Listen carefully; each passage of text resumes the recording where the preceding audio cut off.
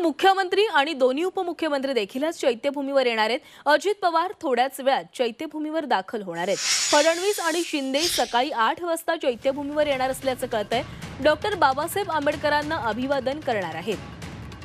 तर आज मुख्यमंत्री आणि दोन्ही उपमुख्यमंत्री देखील बाबासाहेबांना अभिवादन करण्यासाठी दादरमधील चैत्यभूमीवर येणार आहेत।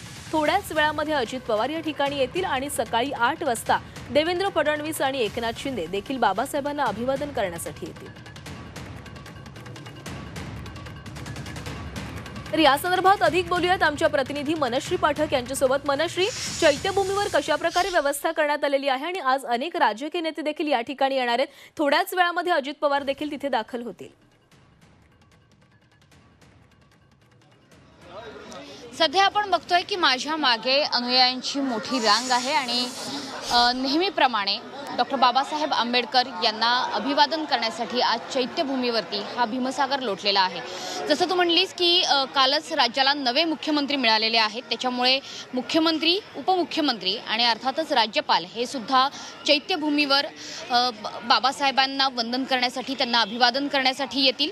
महापरिनिर्वाण दिनानिमित्त अनुयायांसाठी BMCने सुद्धा मोठी सज्जता केलेली आहे। यामध्ये पिण्याचं शुद्ध पाणी असेल, पिंक टॉयलेट आणि हिरकणी कक्ष ही अतिरिक्त सुविधा यंदाच्या वर्षी देण्यात आलेली आहे। अतिरिक्त शौचालयांची सुद्धा व्यवस्था आहे, कारण जवळपास हजारो अनुयायी हे चैत्यभूमीवर अभिवादनासाठी आज दाखल होतात। त्यांच्या व्यवस्थेसाठी BMCने ही संपूर्ण तयारी केलेली आहे आणि सध्या आपण बघतो आहोत की आता थोड्याच वेळात या ठिकाणी VIP मूव्हमेंटला सुद्धा सुरुवात होईल।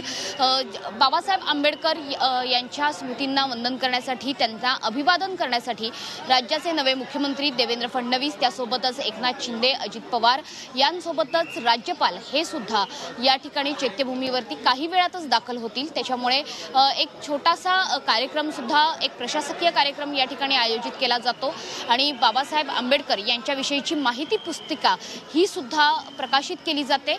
त्याच्यामुळे दरवेळेप्रमाणे मुख्यमंत्री हे प्रोटोकॉलप्रमाणे बाबासाहेब आंबेडकर यांना अभिवादन करण्यासाठी चैत्यभूमीवर थोड्याच वेळात दाखल होणार आहे। मात्र त्यापूर्वी हा मोठा भीमसागर आपण बघतो आहोत की जो बाबासाहेबांना अभिवादन करण्यासाठी चाललेला आहे।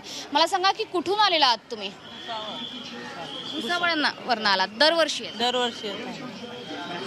सध्या आपण बघतोय की अगदी लहान मुली असतील, ज्येष्ठ नागरिक असतील, तरुण असतील, तरुणांची संख्या ही दरवेळी आपल्याला वाढताना बघायला मिळते। कुठून आलास दादा तू? पुण्यावरून मॅडम। दरवेळी तुम्ही अभिवादनासाठी येता? हो।